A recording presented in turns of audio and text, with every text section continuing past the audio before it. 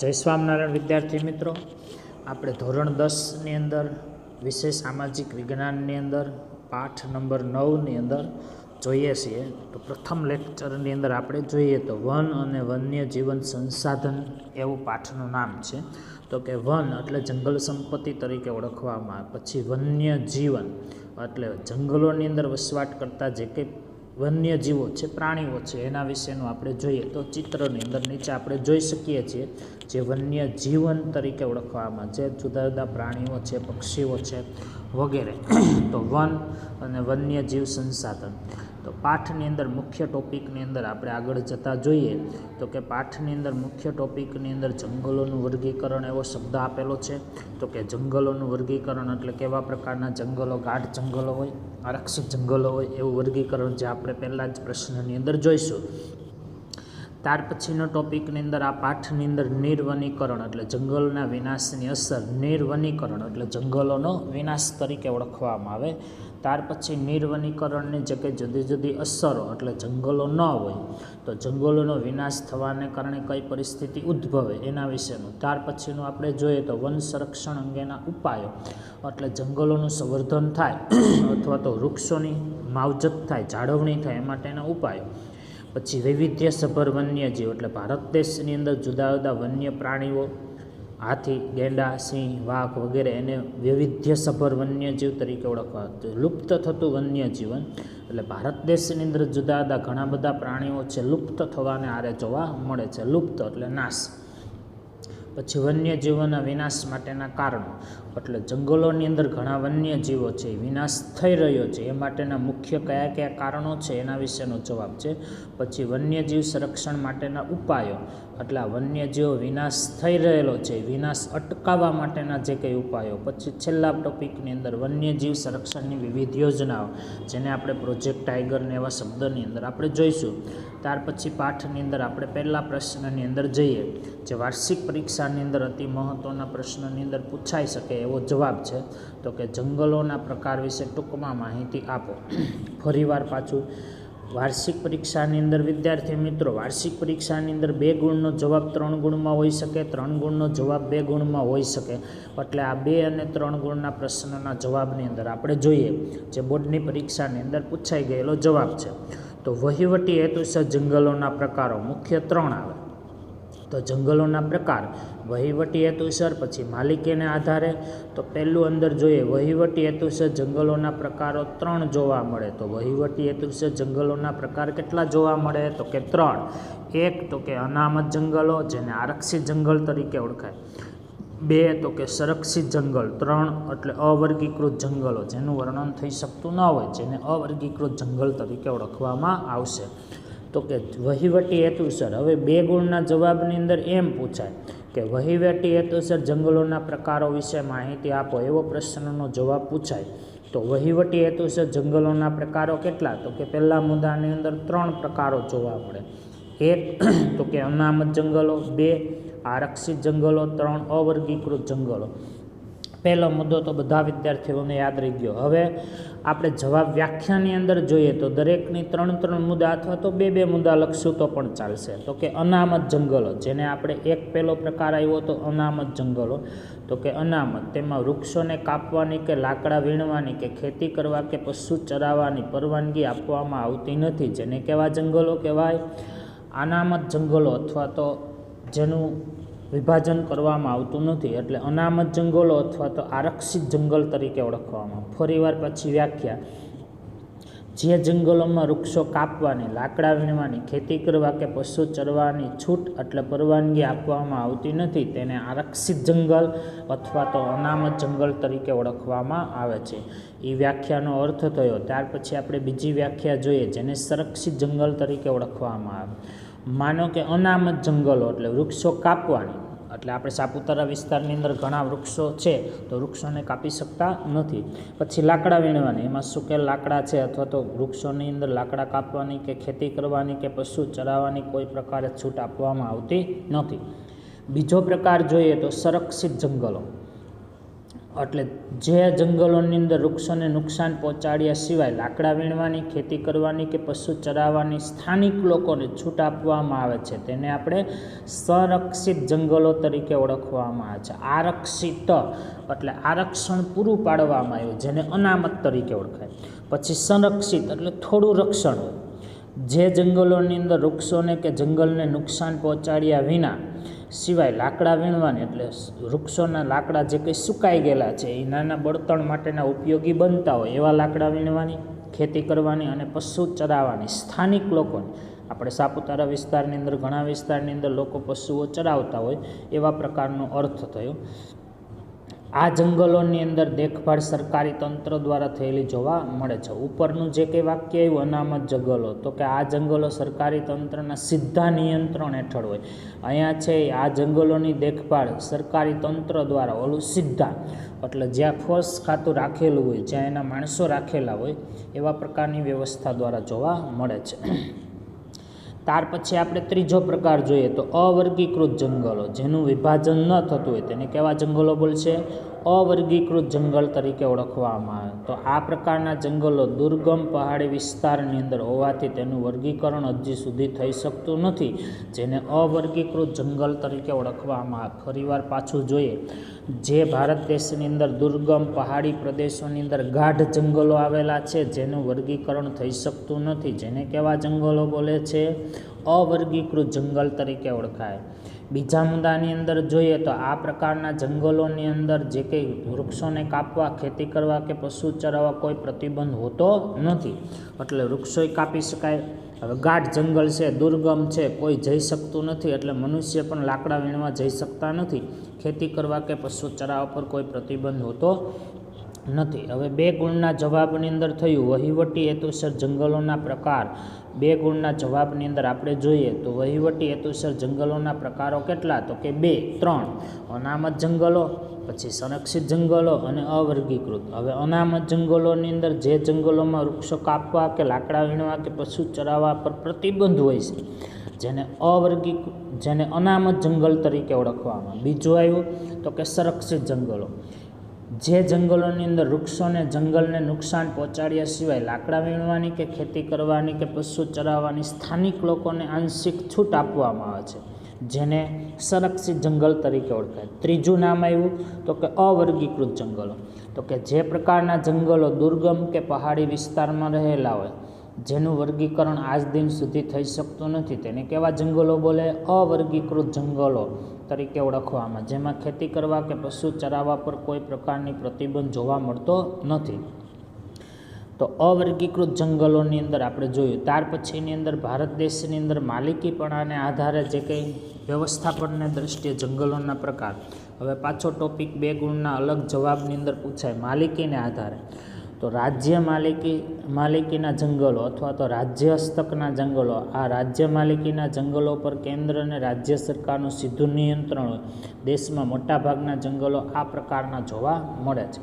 હવે આપણે વ્યાખ્યાની અંદર યાદ રાખવું હોય તો પહેલી વ્યાખ્યાની અંદર રાજ્ય માલિકીના જંગલો એટલે શું? તો કે જે જંગલો કેન્દ્ર અને રાજ્ય સરકારના નિયંત્રણ હેઠળ હોય જેને રાજ્ય માલિકીના જંગલ તરીકે ઓળખવામાં. ફરીવાર પાછું, જે જંગલો કેન્દ્ર અને રાજ્ય સરકારના નિયંત્રણ હેઠળ હોય જેને આપણે રાજ્ય માલિકીના જંગલો તરીકે ઓળખવામાં. જે આપણે સાપુતારાના જંગલો છે એ આ પ્રકારના કેન્દ્ર અને રાજ્ય હસ્તકના જંગલો. હવે સામુદાયિક જંગલો, તો કે આ પ્રકારના જંગલો પર ગ્રામ પંચાયત, તાલુકા પંચાયત, જિલ્લા પંચાયત, નગરપાલિકા, મહાનગરપાલિકા જેવી સ્થાનિક સ્વરાજ્યની સંસ્થાઓ દ્વારા નિયંત્રણ રહેલું હોય જેને સામુદાયિક જંગલો તરીકે ઓળખવામાં આવે. રાજ્ય માલિકીના જંગલો એટલે જે જંગલો કેન્દ્ર અને રાજ્ય સરકારનું નિયંત્રણ હોય તેને રાજ્ય માલિકીના જંગલો. હવે સામુદાયિક, તો કે જે જંગલો ગ્રામ પંચાયત, તાલુકા પંચાયત, જિલ્લા પંચાયત, નગરપાલિકા વગેરે સ્થાનિક સ્વરાજ્યની સંસ્થાઓ દ્વારા ઉગાડવામાં આવેલા હોય જેને સામુદાયિક જંગલ તરીકે ઓળખવામાં આવે. ત્યાર પછી ખાનગી જંગલો, તો કે જે જંગલો વ્યક્તિના માલિકીના હોય આ પ્રકારના મોટાભાગના જંગલો ઉજ્જડ બની ગયેલા જોવા મળે. દેશમાં ઓડિશા, મેઘાલય, પંજાબ, હરિયાણા જેવા રાજ્યોમાં આ પ્રકારના જંગલો થોડા પ્રમાણમાં જોવા મળ્યા હતા. હવે ખાનગી જંગલો, તો કે જે જંગલોની માલિકી વ્યક્તિગત હોય તેવા તેને કેવા જંગલો બોલશે? ખાનગી જંગલો. તો કે જે જંગલોની માલિકી વ્યક્તિગત હોય તેને ખાનગી જંગલો તરીકે ઓળખવામાં આવશે. આ જે ઉજ્જળ સ્વરૂપની અંદર જોવા મળે, એટલે કે હવે પછીના સમયની અંદર આ પ્રકારના જંગલો ઉજ્જળ એટલે થોડુંક કાળજી કે જાળવણી ઓછા પ્રમાણમાં જોવા મળે છે, એટલે વેરાન જંગલો તરીકે ઓળખાય. કયા કયા રાજ્યની અંદર આવા જંગલો હતા એ સમયની અંદર? તો કે ઓડિશા, મેઘાલય, પંજાબ, હરિયાણા જેવા વિસ્તારોની અંદર આવા પ્રકારના જંગલોનું પ્રમાણ હતું. આપણે ઉપર વહીવટી હેતુસર 3 પ્રકાર જોઈએ. એવી જ રીતે માલિકી વ્યવસ્થાપનને આધારે 3 પ્રકાર. એક રાજ્ય માલિકીના જંગલો, એટલે જે જંગલમાં કેન્દ્ર અને રાજ્ય સરકારનું નિયંત્રણ હોય તેને રાજ્ય માલિકીના જંગલ તરીકે ઓળખાય. સામુદાયિક જંગલો, તો કે જે પ્રકારના જંગલો ગ્રામ પંચાયત, તાલુકા પંચાયત, જિલ્લા પંચાયત દ્વારા ઉગાડવામાં આવેલા હોય તેને સામુદાયિક જંગલ તરીકે ઓળખાય. ખાનગી જંગલો, તો કે જે પ્રકારના જંગલોની માલિકી વ્યક્તિગત હોય તેને ખાનગી જંગલ તરીકે ઓળખવામાં આવશે. ત્યાર પછીની અંદર આપણે પ્રશ્ન નંબર 2ની અંદર જોઈએ તો નિર્વનીકરણ જંગલોના વિનાશની અસરો જણાવો. જે મોસ્ટ ટાઈમપી જવાબની અંદર પરીક્ષાની અંદર પૂછાય છે. નિર્વનીકરણની અસરો 2 ગુણ અને 3 ગુણના પ્રશ્નની અંદર અવેલેબલ જવાબ છે. ફરીવાર પાછું, નિર્વનીકરણની અસરો મોસ્ટ ટાઈમપી જવાબની અંદર વાર્ષિક પરીક્ષાની અંદર કોઈ પણ અર્થની અંદર પૂછાય એટલે પૂછાય જ, 2 ગુણમાં અથવા તો 3 ગુણમાં. આપણે 6 થી 7 મુદ્દાના અર્થની અંદર યાદ રાખવાનો. જંગલોના વિનાશની અસરો એવું પરીક્ષાના પેપરની અંદર શબ્દ નહીં છપાય. નિર્વનીકરણની અસરો જણાવો એવો જ પ્રશ્નનો જવાબ છે. નિર્વનીકરણ એટલે આપણે ગુજરાતી શબ્દ શું યાદ રાખવાનો? જંગલોના વિનાશની અસરો. તો કે જંગલોના વિનાશને લીધે વાતાવરણમાં કાર્બન ડાયોક્સાઇડની માત્રામાં વધારો. એક મુદ્દો 7 મુદ્દા સુધી આપણે ફરજિયાત યાદ રાખવાનું છે. તો પહેલો મુદ્દો થયો જંગલોના વિનાશને લીધે, એટલો શબ્દ આપણે જોડી દઈશું. વાતાવરણમાં કાર્બન ડાયોક્સાઇડનું પ્રમાણ વધે છે, એટલે જંગલો નહીં હોય એટલે શ્વાસોશ્વાસની ક્રિયા જે જંગલો દ્વારા થતી હોય એમાં ઓક્સિજન વાયુ આપવામાં આવશે, કાર્બન ડાયોક્સાઇડ વાયુનું શોષણ કરવામાં આવશે. એવું આપણે જીવવિજ્ઞાનની અંદર 10મા અને 9મા ધોરણમાં ભણી ચૂક્યા છીએ કે વનસ્પતિ છે એ શ્વાસોશ્વાસની પ્રક્રિયા દ્વારા કાર્બન ડાયોક્સાઇડ વાયુનું ગ્રહણ કરે છે અને ઓક્સિજન વાયુની માત્રા બહાર કાઢે. આપણે મનુષ્ય એટલે કોઈ પણ પ્રાણીની અંદર શ્વાસોશ્વાસની પ્રક્રિયા દ્વારા શ્વાસની અંદર લઈએ છીએ, એક ઓક્સિજન વાયુ લઈએ છીએ અને શ્વાસોશ્વાસની પ્રક્રિયા દ્વારા બહાર કાઢીએ છીએ જે કાર્બન ડાયોક્સાઇડ છે. વનસ્પતિમાં અહીંથી વિરુદ્ધ હોય. તો વનસ્પતિ એટલે જંગલો નહીં હોય તો વાતાવરણમાં કાર્બન ડાયોક્સાઇડ વાયુની માત્રામાં વધારો થશે. બીજું જોઈએ તો હરિતગૃહ પ્રભાવ, જેને ગ્રીન હાઉસ ઇફેક્ટની અસરોમાં ઘેરી બનશે અથવા તો વધારો થયેલો જોવા મળશે. હવે બીજો શબ્દ જોઈએ તો હરિતગૃહ પ્રભાવની અસરોમાં વધારો થશે એવો જ શબ્દ ખાલી યાદ રાખીએ. તો કે હરિતગૃહ પ્રભાવ, જેને આપણે ગ્રીન હાઉસ ઇફેક્ટ તરીકે ઓળખીએ, જે તમને વિજ્ઞાનની અંદર 9મા અને 10મા ધોરણની અંદર આવી ચૂકેલું જ છે કે ગ્રીન હાઉસ અસર, જેને હરિતગૃહ પ્રભાવ તરીકે ઓળખવામાં આવે. જે વાતાવરણની અંદર, જે આ ગુજરાતી શબ્દની અંદર વિજ્ઞાનની અંદર આપણે એવો શબ્દ આવે છે કે કાચનું બનાવેલું ઘર તરીકે ઓળખાય, જે અંદરની અંદર સૂર્યના કિરણો જઈ શકે છે પણ અંદરનું જે કંઈ ગરમી છે એ બહાર નીકળી શકતી નથી. તો અહીંયા વાતાવરણની અંદર ગુજરાતી અર્થ એવો થયો કે ગ્રીન હાઉસ ઇફેક્ટ એટલે વાતાવરણની અંદર ઓઝોન વાયુનું સ્તર હોય. જંગલો દ્વારા જે કંઈ ઓઝોન વાયુ બને તો ઓઝોન વાયુના સ્તરને કારણે ઉપરથી આવતા સૂર્યના પારજાંબલી કિરણો છે આ ઓઝોન વાયુના સ્તરની અંદર પસાર થઈ શકતા નથી, એટલે પૃથ્વી સપાટી છે એને હુફાળું રાખે અથવા તો ગરમીથી બચાવે. હાવ ગુજરાતી શબ્દમાં આપણે જોવું હોય તો હરિતગૃહ પ્રભાવ એટલે વનસ્પતિને કારણે ઓઝોન વાયુનું પડ હોય જે વાતાવરણની અંદર, તો સૂર્યના પારજાંબલી કિરણો છે આ ઓઝોન વાયુમાં ટકરાય છે એટલે પૃથ્વીની અંદર પહોંચતા થોડીક જલનતા છે એ ઘટાડે છે. હવે માનો કે વનસ્પતિ નથી અથવા જંગલો નથી તો વાતાવરણની અંદર ઓઝોન વાયુનું પ્રમાણ છે ઘટશે, જેને ગાબડું બોલે. તો ઓઝોન વાયુનું પ્રમાણ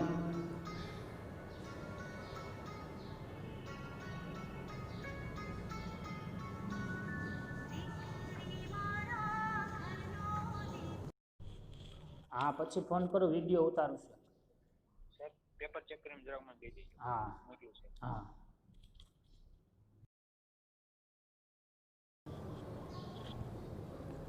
તો જે દેશની અંદર જંગલોના વિનાશને કારણે હરિતગૃહ પ્રભાવ એટલે જે કે વાતાવરણની અંદર ઓઝોન વાયુનું સ્તર છે એ પ્રમાણ ઘટી જાય. ત્યાર પછી આપણે જોઈએ તો કે માટીના ધોવાણથી જમીનની ફળદ્રુપતામાં શું થાય છે? ઘટાડો થાય છે, એટલે ફળદ્રુપતા ઓછી થાય. ગુજરાતી અર્થની અંદર જોઈએ તો માટીના ધોવાણથી ખેતીની ફળદ્રુપતા એટલે નદી કાંઠાના વિસ્તારની અંદર વૃક્ષો ન હોય એટલે જમીનનું ધોવાણ બને છે અથવા તો જમીનનું ધોવાણ થાય છે. પછી ચોથા મુદ્દાની અંદર આપણે જોઈએ તો કે દ્વીપકલ્પીય ભારતમાં જંગલોના મોટા પાયા પર થયેલા જંગલોના વિનાશને કારણે જંગલ વિસ્તારની અંદર પ્રમાણમાં શું થયો? ઘટાડો.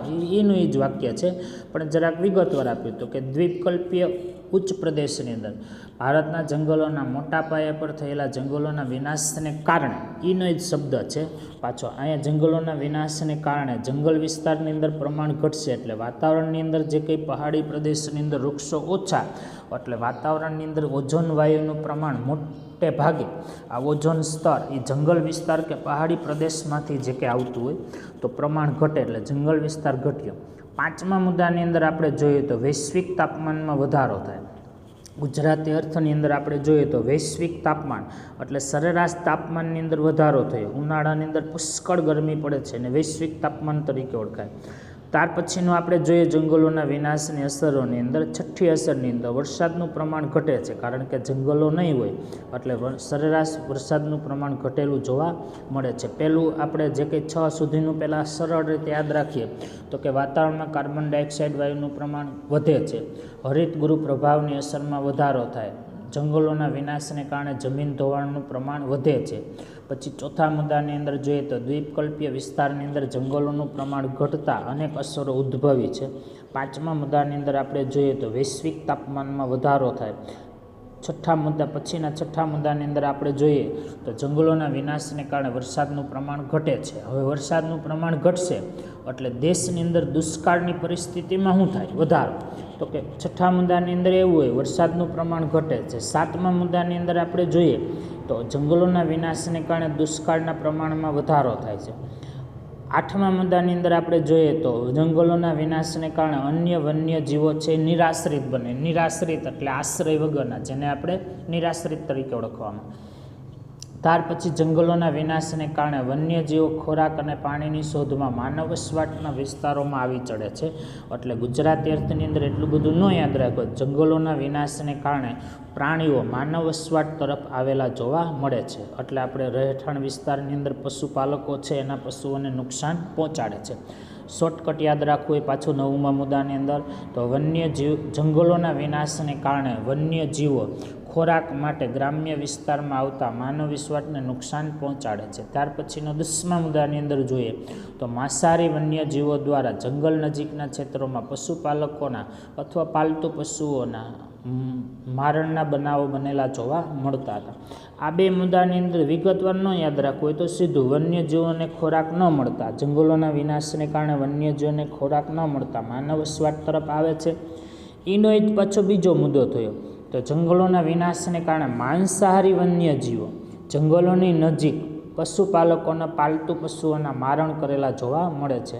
અને ત્યાર પછીનો જે કે 10મો કે 11મા મુદ્દાની અંદર આપણે જોઈએ તો કેટલાક વન્ય પ્રાણીઓ લુપ્ત થયા. જંગલોના વિનાશને કારણે ઘણા વન્યજીવો લુપ્ત એટલે નષ્ટ થયેલા જોવા મળે છે. અતિ મહત્ત્વનો પ્રશ્ન ફરજિયાત મોસ્ટ આઈએમપી કોતોય ભલે વાર્ષિક પરીક્ષાની અંદર પેપરની અંદર કોઈ પણ અવસ્થાની અંદર એટલે 2 ગુણ અથવા તો 3 ગુણના જવાબની અંદર પહેલું વાક્ય આવ્યું જંગલોના વિનાશને કારણે કાર્બન ડાયોક્સાઇડ વાયુનું પ્રમાણ વધે.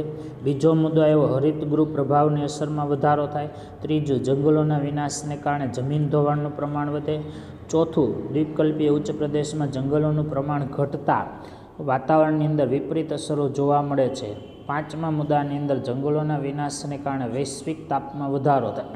છઠ્ઠું જંગલોના વિનાશને કારણે દેશની અંદર વરસાદનું પ્રમાણ ઘટે છે. સાતમા મુદ્દાની અંદર આપણે જોઈએ જંગલોના વિનાશને કારણે દુષ્કાળનું પ્રમાણ વધે છે. આઠમા મુદ્દાની અંદર આપણે જોઈએ તો જંગલોના વિનાશને કારણે ઘણા વન્યજીવો નિરાશ્રિત બન્યા.